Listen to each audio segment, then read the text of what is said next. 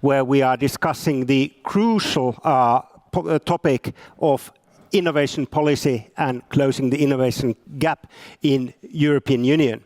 And we have with us the wonderful panelists. We have, on my left side, we have Emma Wikberger, policy strategist from our sister organization in Sweden. Warm welcome. We have naturally no one else but Minister for European Affairs and Ownership Steering, Mr. Joachim Strand. Warm welcome. Thank you. And then last but certainly not least, we have Sara-Sofia Sirén, who comes from the Parliament and holds the chair of Grant Committee. Warm welcome. And perhaps I'll say a couple of words till we let our great panelists to take the floor. So the European challenges are being laid bare as the European leaders have to shoehorn their way into the global discussion where the destiny of and peace in the continent are discussed. We have seen this all by our own eyes. Yet it is only the most blatant and worrisome example of Europe's global standing declining. The challenges in creating digital growth have been extensively highlighted in the reports of Mario Draghi and Enrico Letta. They have also pointed out how Europe does more than its share on basic research, as roughly 1/3 of the research papers published are European, only to then conclude that we let others to do the commercialization of the innovations. And finally, as our continent ages rapidly, we wonder who the workers will be to build Europe's future security and prosperity. But so far, the cures for the continent have been quite meager.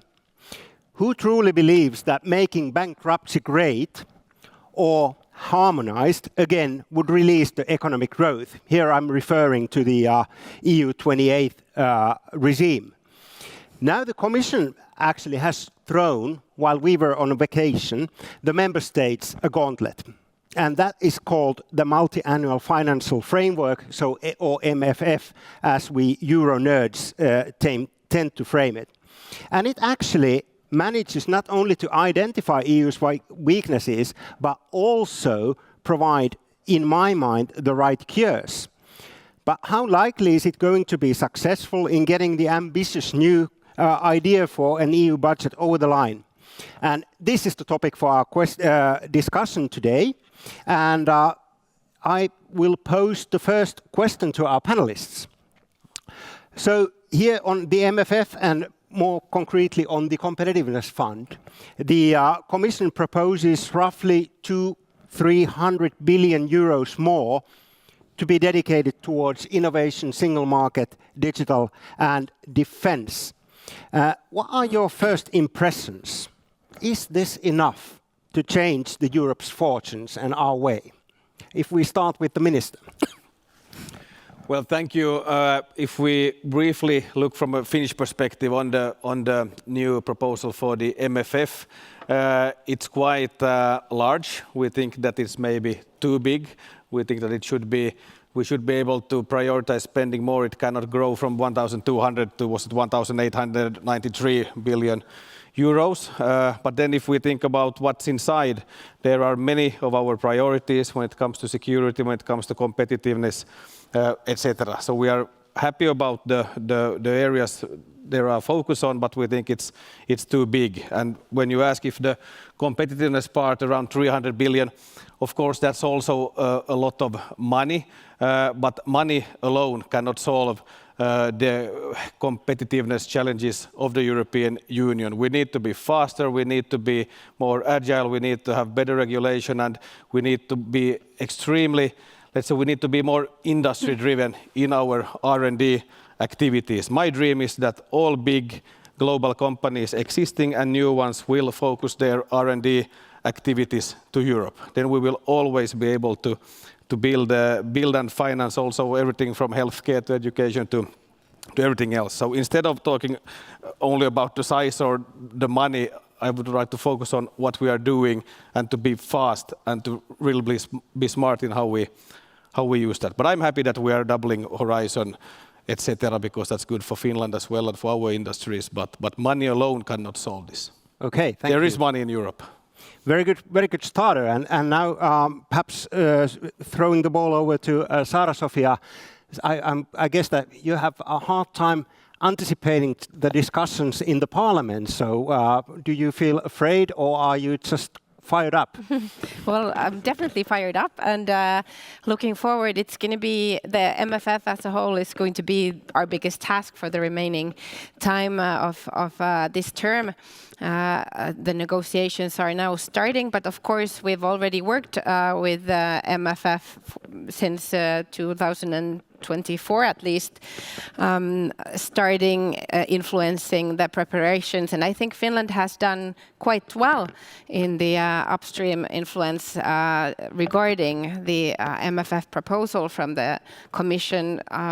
The priorities that the Minister mentioned, they are in line with the Finnish priorities that we've had for the previous 2 years, and that what we are working with at the moment. So in this regard, I think Finland can be quite happy with the proposal. There has been a lot of discussion regarding the size, like the Minister mentioned. That was my first impression too. Like it's that there is a huge growth in the size of the budget proposal, but at the same time, we really need to think what is inside, and the priorities that we are emphasizing, where we are planning to spend more money on a EU level, are exactly the ones that Finland likes to see. Security, defense, and then competitiveness. And regarding competitiveness, innovation, R&D, those were the messages that Finland wanted to have in the Commission's proposal, and we do. So, I mean, it's a good basis for the negotiations that are starting now. Okay, very good. So trying to squeeze in a couple of observations. So the size matters, but also the content matters. And now, have Finland managed actually to break the paradigm? Because we have always said that we're so bad in our advanced policy advocacy work, but now it seems that we've succeeded. But what is the Swedish take on this? Emma, please. Yeah, I want to start from the beginning, from a Swedish industrial perspective. Just to start, the innovation gap, why is it important? For us, this is, I mean, we have a lot of different competitiveness challenges, but the innovation gap for us is the most crucial one. Why? Because that's how you, I mean, the innovation gap consists of how do Europe secure that we both can bring the knowledge through research, excellent research, all the way to commercialization and industrialization. So that's, as we know, the verdict came in for a year ago from the Draghi report that says we are excellent at doing the research part, but we do not have the means to actually industrialize.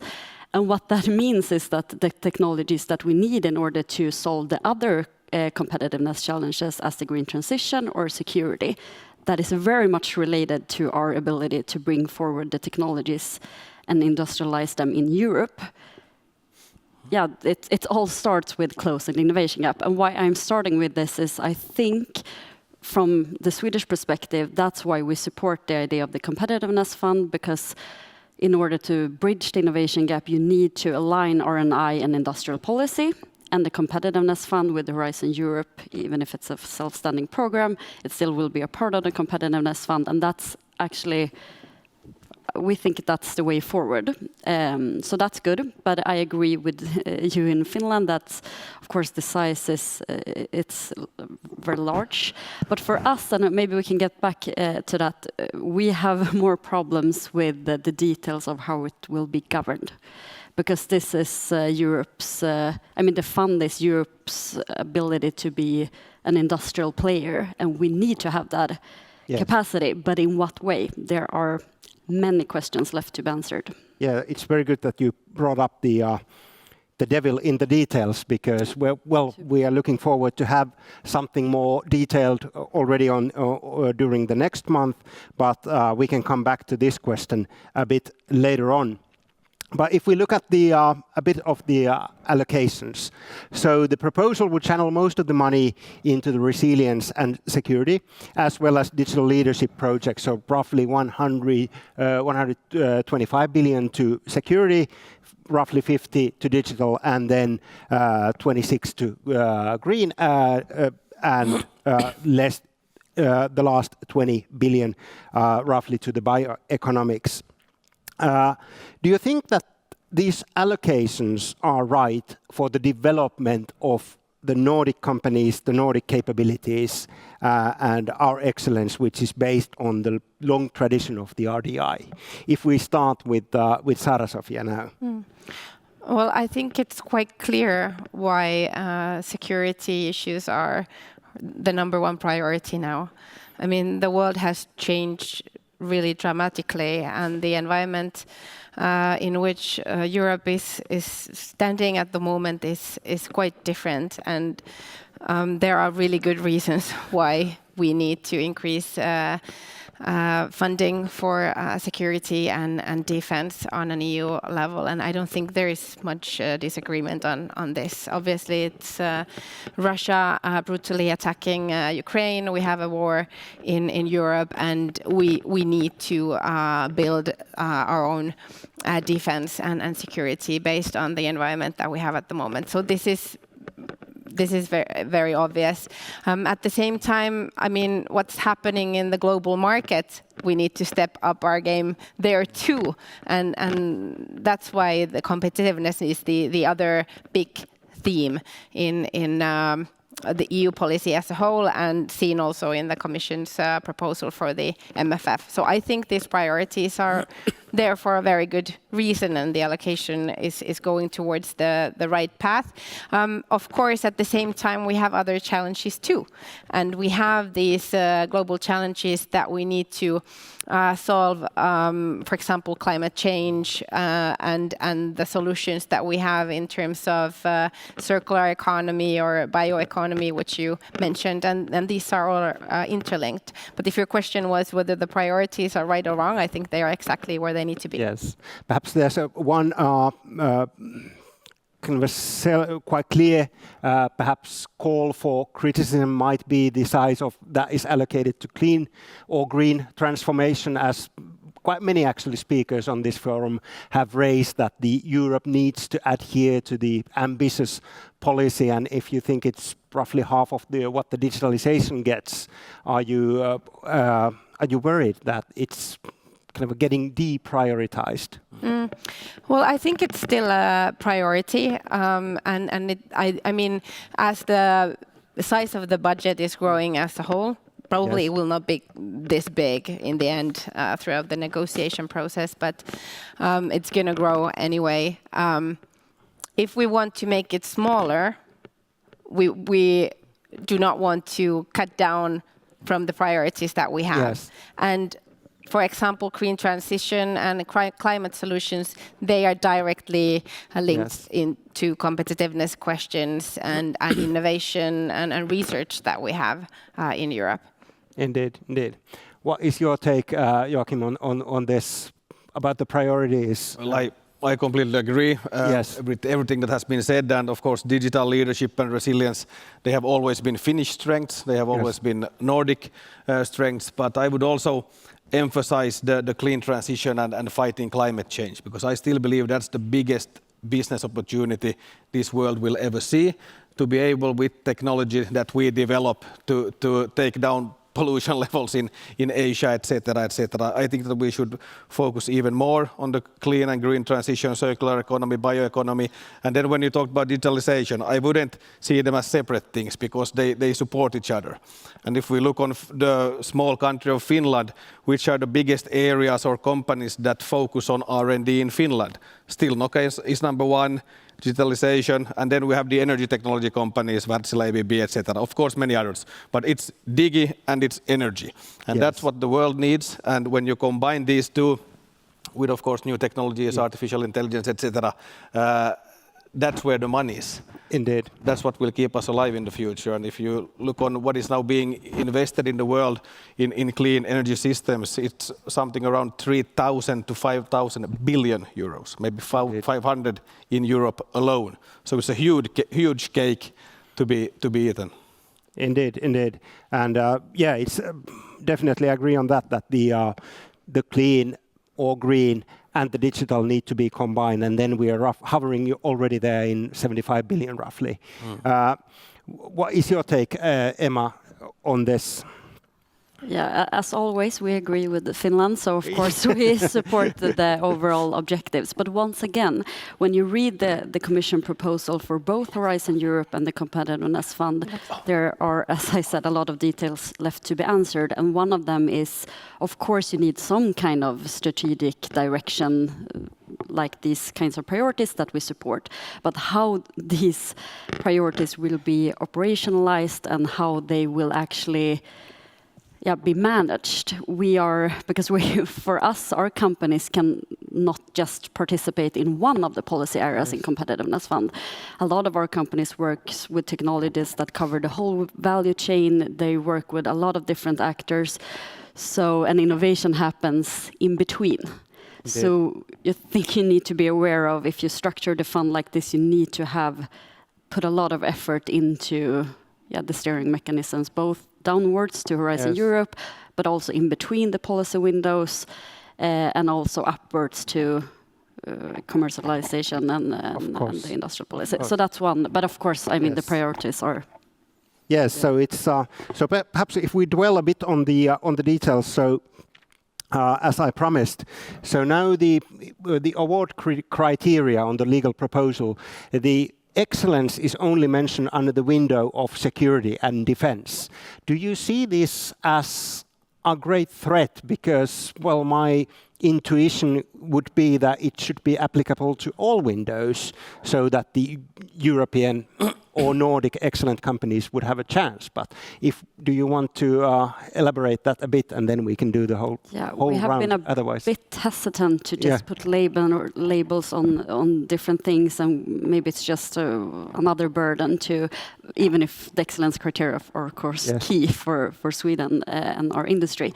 But what we think is the best way to secure excellent research and industrial strategies is to involve the market, the industry. Yes. So once again, both the Competitiveness Fund and especially Pillar 2 and 3 in the Horizon Europe needs to have more strategic, transparent and actual dialogue where industry can more clearly say, this is our needs. And it can be technology, the technologies we need for defense and transition or whatever, they are at different stages. So sometimes industry needs to say, okay, we need more groundbreaking research in Pillar 1. So, because right now there's no way for industry to... Pillar 1 should still be governed by academia and freestanding, but still find ways for industry to say, these are our needs. The same in Pillar 2, 3, the Competitiveness Fund. So I think maybe it's not a specific answer to your question, but for us, that is how you secure excellence. And we are a bit worried with the Competitiveness Fund, that's the European Commission, and we understand why. This is their time to become an industrial player, which we need in order to compete with the States and China and the whole world. But it needs to be done in still a market-driven way. We can't just throw every principle out. Indeed. And what we've seen in the governance details, that it's not very detailed, but in the proposal, it shows that we're a bit worried that how industry will be engaged in the decision-making and the priorities, and fear that it might be a continuation of the top-down industrial policy that has not served Sweden or the Nordic countries, I think. Very, very good point. So then perhaps if I rephrase the question a bit to our politicians, sorry, it was a long answer. Will it turn out how do you see a risk that it will turn out to be an Italian job where all kinds of country member state interests prevail rather than the market mechanism that the Emma was calling after. Joachim, what is your take? I think Emma gave an excellent answer. Of course, on a general level, when you think about research, it has to be excellence-based. You need to be the best in the world on what you are doing. But then, of course, if you want to make money of it, if you want to finance the welfare state, then there has to be some kind of market and some kind of business and some kind of customer to sell the solutions to. And now also in Finland, when we put a lot of money into R&D public spending, we cannot put everything to the academic side, even if it's the best in the world in some fields. We need to make sure that we do it together with the companies that have a paying customer on a global market. So that's why I'm also very much in favor of the industry and market-driven approach. That's not away from basic research, but the extra funding we are putting has to generate more money from exports, so that we can also finance the excellent basic research in the future. And this has also been a goal that Finland has had in the preparations and has in the negotiations. We want to emphasize quality when it comes to research and innovations. We always need to balance gains and contributions, and this is a great example. I mean, it's up to for us to influence the outcome and make sure that it's good for Finland and Sweden, and our companies will have new possibilities. Yes. And it will benefit our countries and our businesses and our competitiveness here. But I want to go back to where we started from. It's not only about the money.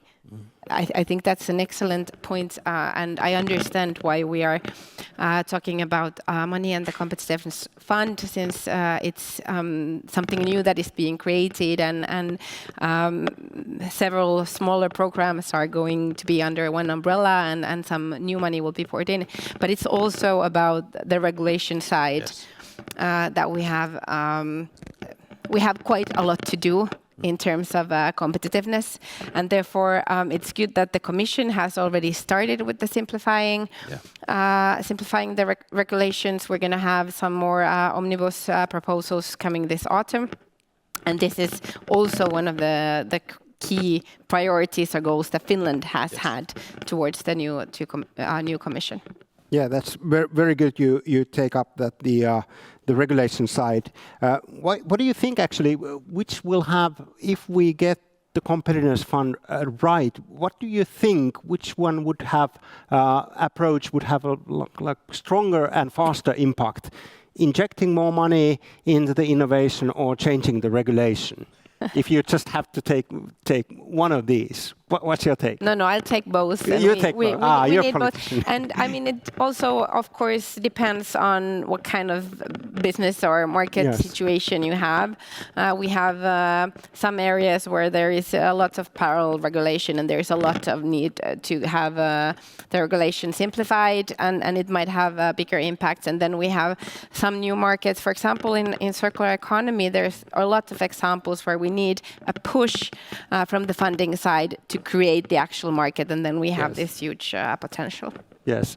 What about Joachim? I agree, and I would also I would strengthen the cooperation and the dialogue with the companies to really understand how can we help the companies to compete within the company, because of course global listed companies, they will not tell you in public, okay, we are maybe putting up a research facility now in China or in the US or in Africa, but when you understand what their research is all about, what their clients' needs are, etc., then you can, with quite small, let's say, public funding, you can help them compete within the company so that they will focus the R&D activities to Europe and also bring back production. We have examples of this, and I think that's very encouraging. But that's not money alone. You really need to understand where they are in the value chain, as you mentioned, etc. So.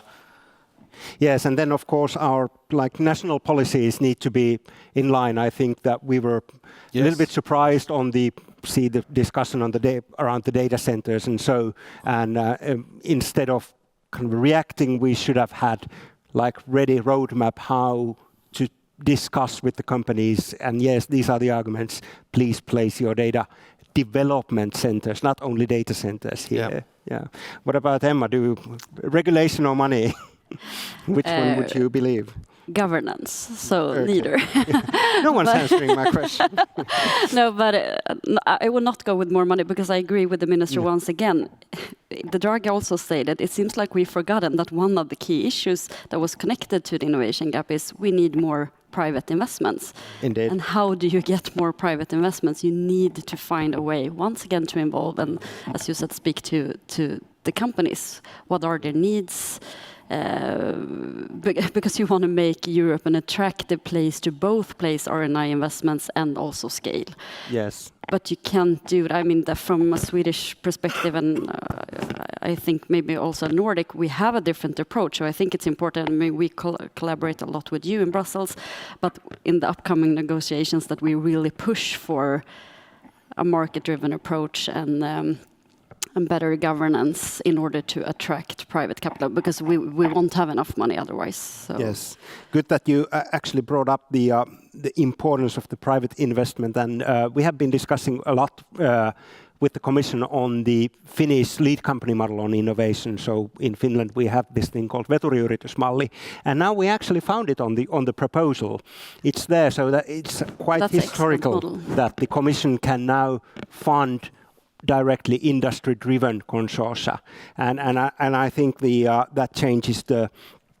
I would believe that that changes the European fortunes, as the Hosukli Makiyama this morning said that the European problem is the one that you have the competitors on the same table doing innovations, but here the innovation can really take a leap. I still have a couple of questions for you if I get this thing open. All right. So, of course, on the MFF proposal, there are quite obvious challenges, as the ends do not quite meet, and hence we have some 30 or 40 billion of new own funds. And what is your take? Can we find in the Nordics a common agenda to really defend the good in the MFF and try to find innovative solutions to make the ends actually meet? Perhaps this is the challenge you are going to be facing, Sara. So, Sara-Sofia, so I'm giving you the floor first. Thank you. My take is that the cooperation between the Nordics has already strengthened, also for obvious reasons. And with the Baltics too. So yes. Nordic-Baltic cooperation is very active, and I think it's even becoming more and more active all the time. The minister has first-hand information on this as well, but it's happening also on the parliament level. So the parliamentarians are interacting with each other very actively. And for example, the chairs of the EU committees in Nordic and Baltic countries are very regularly in contact with each other, also prior to the actual COSAC meetings that we have. We have mutual interests. Of course, we don't agree on everything, but we see the challenges that the EU is having at the moment in a pretty much the similar way. So it's already happening, and it's really, really important, and we need to continue strengthening cooperation between the Nordic countries, and including the Baltics and Poland. Yeah, of course. This is what the Prime Minister talked about this morning as well. Yeah, yes. I would say I have excellent cooperation with my colleague, of course, Jessica Rosenkrantz from Sweden. And if I think about our priorities, they are more or less one-to-one. I cannot even come to think of many things that we would disagree on, maybe some small dimensions, but more or less on the same side in everything. But I just want to say a couple of words when you mentioned the veturi concept. I'm extremely happy if we can get that to on the European level, because when you get the bigger companies together with their subcontractors, etc., research institutions, universities, everything, when you get them to really do R&D together on a big scale, that's when you also develop products that you can sell to clients that are already existing. Indeed. Small companies can grow and become medium-sized, they can get new clients and become big companies, etc. And then the research done around that is relevant because it's market driven, etc. So, and I also think that in Finland we should increase funding to the veturis. Many of the companies who now have, many of them, or some of them have 2 or 3, I believe, already veturi projects. I think they could have even more because they are companies that are active all around the globe, and I don't see any reason for why not putting even more efforts into that, because it means that for every euro the public sector is putting, we get many more euros from the private sector. Yes. So and then perhaps we have like the best chance ever to prepare. So now that we can build on the existing veturis, and then we can keep an eye on the other side of the bay, and then look, for example, the security and defense.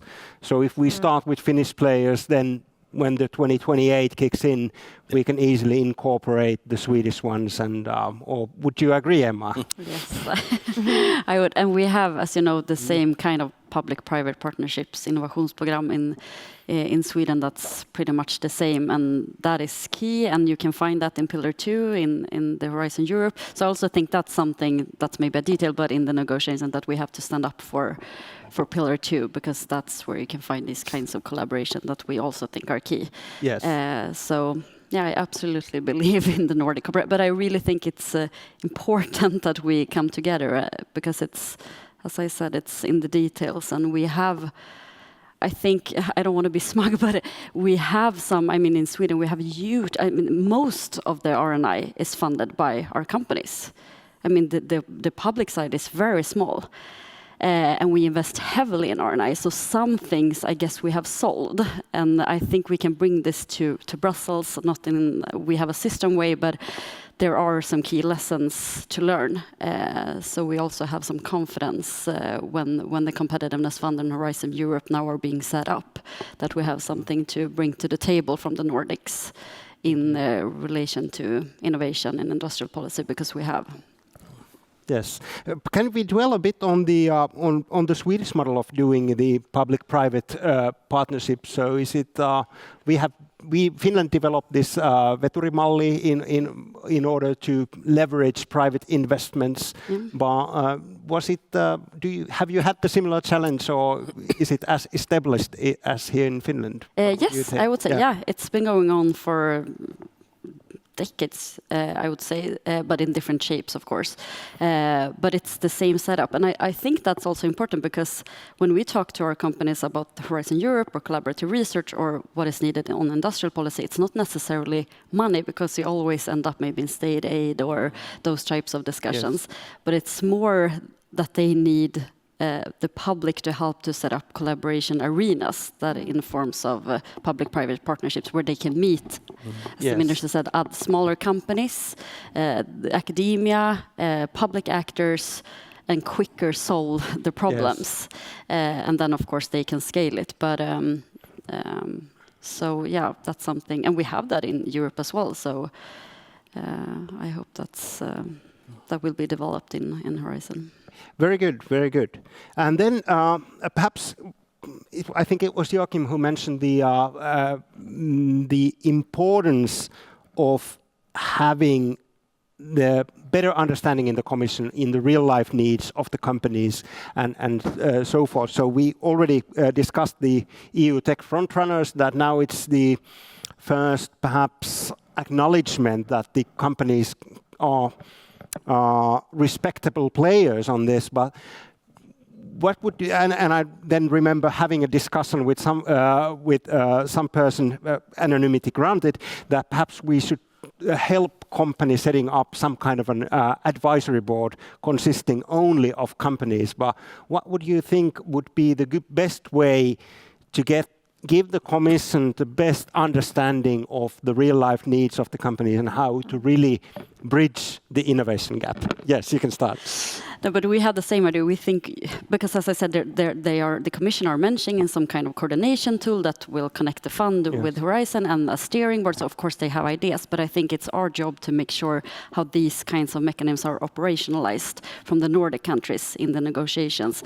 Because I think that what we see is what you said, some kind of technological council with a broad industrial base represented that is not dominated by one sector, one company. Because I can only speak from a Swedish perspective, we have seen the industrial policy from Brussels as not necessarily wrong. I mean, the things like betting on batteries, for example. But for us, it's how did you become a part of that consortia? It's not transparent, and the current industry dialogues from the Swedish industrial perspective, we are not happy with that. It's not transparent, it's not strategic, and it's not at all. Our companies don't have the way into saying these are our needs, from research to scaling. So I think, but now we have the opportunity to find these kinds of mechanisms. So maybe some kind of technology council within the fund, or yes, so very good ideas. So they have had, the Commission has had the appetite to discuss directly with the auto industry and the R&D prices. But you can't discuss in its value chains. Yes, you can't just take one question or a sector at a time. But of course, without strong companies and without a strong economy, we will not have a secure Europe in the future. So, of course, one would hope that the Commission would be interested enough to have this 24/7 dialogue with companies, and also understanding how different sectors are parts of the same value chains, etc. When we talk about some kind of strategic autonomy in some way as well. So I would say one of the, let's say, paradoxes or maybe tragedy in the Europe of today is that there is money. Our companies has a lot of money. They have quite strong balance sheets. Ordinary people have lots of money on their bank accounts. Only in Finland we have far beyond 100 billion euros on zero interest rate. But when people go and buy milk and they see our eastern neighbor president on the newspaper, on both of them every day, it's not that may be inspiring to consume. So we also need a change in the mindset. We need to put the private money moving, both on the private household, let's say, level, and within the companies, because we have lots of strong companies, and that's why also Finland don't understand why we now have also 2 new debt-based instruments within the new MFF proposals. That's something we oppose. Okay, Sara-Sofia. Yeah, I mean, I think the minister is right that we need a more positive attitude. There's a lot of challenges, there's a lot of uncertainty during these times, but we have a lot of potential. Finnish companies have a lot of potential. European companies have a lot of potential for growth and competitiveness. And I have this feeling, or I can read signals from the Commission's proposal that they are very open to hear the messages of the companies. Yeah. We can see it in the MFF proposal. We can see it in the competitiveness fund. We can see it in the flexibility that they are building within their proposal. And we can see it in the simplifying omnibus proposals that we've already seen, and that will be coming in the next month. So the Commission is already doing a lot that the companies have been talking about. And I am not the one to tell what would be a good model to hear companies out, but I am sure that decision makers, both on national level, the government here in Finland and the Commission and MEPs in Brussels are very open to hear concrete proposals or suggestions what could be done better for competitiveness and growth in EU. Yes, and I have one anecdote on this, but I urge the public to think of questions to these wonderful panelists. The anecdote follows. So usually I have had many discussions with the Commission, and usually they go on a model that you get 1 hour, and then the Commission person walks in, and then he or she describes the problem and describes the solution, and then we have ended up using 45 minutes of the meeting, and then he or she asks, would you have any questions? And this keeps going on. And this is something I would like to change, that we tell, or perhaps that they would limit themselves to describing the problem or the challenge, and then ask that, what are your solutions? But perhaps we are inching away towards this, and this is of course opening up this. So, or anything? Can you kind of share this kind of attitude, or have you met this kind of attitude in Brussels? Yes. Maybe a bit, and when it comes to Brussels, you don't even get coffee there. In Finland, you get coffee everywhere. That's true, but yeah. As Sara-Sofia said, I think that the Commission is really ready to listen now. That we see it in all this with the simplification, etc. So I think we're going in the right direction. We have to, and of course the trade wars and everything that's going on, it's a necessity if you want to get stronger. Indeed, indeed. But now for the audience, would you have any questions to these wonderful panelists? Please raise your hand, and then when you post a question, please present yourselves. Come on. No question. Aren't there any? Everything is super clear. Yes. All right, there. Vi kan fråga dig. Wonderful. Känner igen fler.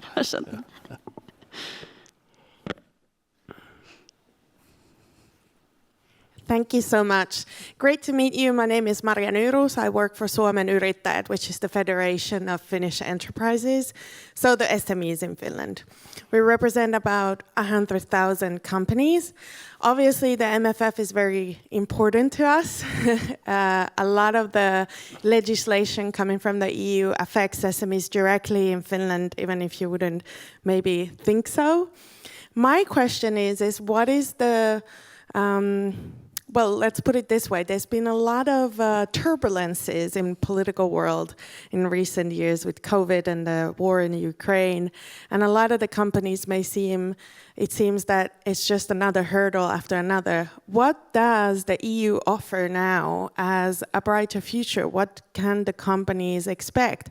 And now, especially in SMEs, that might not be as innovation or research or development intensive as maybe the bigger technological industries. Thank you.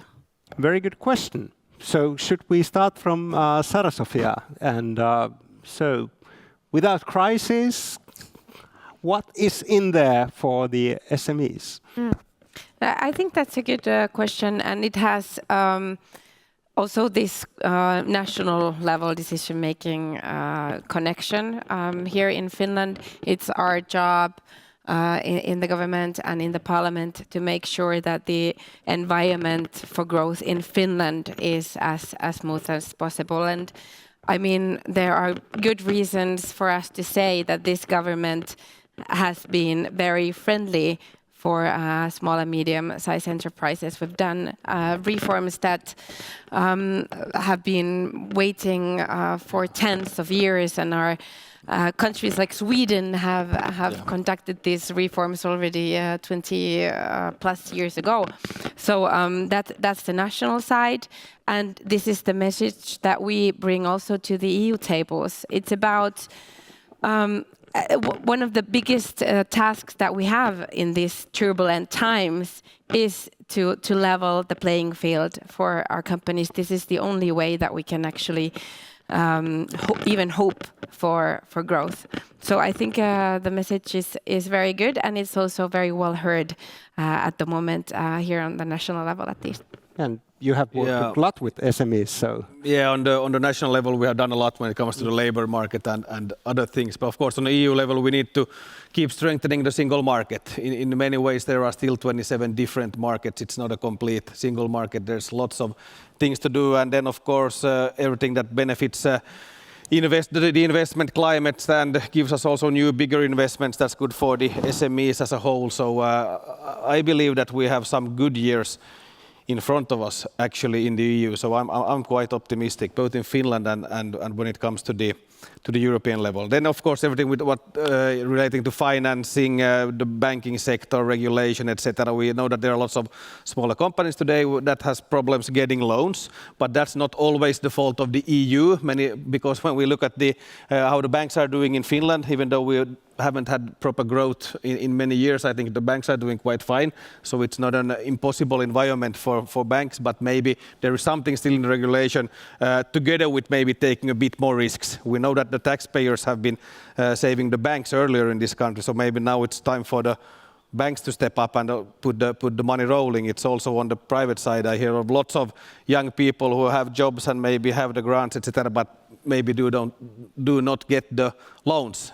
And I can say this because I've been working in a bank on the legal department where I studied. So I think that the banks are too risk-averse today. They need to step up. Okay. Besides the single market, which is really important, it's a big challenge for us to step up. Also trade deals. I mean, there has been a lot of focus on the Trump von der Leyen deal. It just underlines the need for EU to have open connections to other markets as well. Yes, and if I may rephrase a bit for Emma, so do you have any good examples from Sweden, from your experience, how to merge or leverage the innovative capacity of larger companies so that they will develop more demand for SMEs? Yeah, of course, public procurement, but also, as I said, the public-private partnerships at the national level is important. Yes. But just very quick answer, because you covered a lot of the most important part. But I think if I'm sticking to the proposals on the table, both Horizon and the Competitiveness Fund, I think we can add better tools for SME to have the capacity to actually take research and as I said, industrialize it and bring new technologies and solutions to the market. Because right now there are, for startups and scale-up companies, but you could broaden that to existing industry and SMEs. So there are a lack of tools in the innovation gap that we're talking about. And Joachim wanted to add one big point with these veturis is that we get the SMEs together with the bigger companies. Exactly. And then one last point, even though the budget is now growing as a whole, I noticed that the Invest EU part is actually decreasing in the proposal. That are giving good types of grants to financial institutions, etc. So that's something we need to work together with Sweden. Yes. So we've already used our time, but there was so good sentence on the interweb, so I need to read this. So there's a good reminder that technologies are developing with no regard to EU schedules, and then the question would be that how can we be sure that EU RDI funding rules are not too rigid? But perhaps this is something we need to work out together and find the inner Italians so that we can have the best offer for the Commission. But now I would like to urge the wonderful public to give applause to our wonderful panelists and our way forward to the Competitiveness Fund.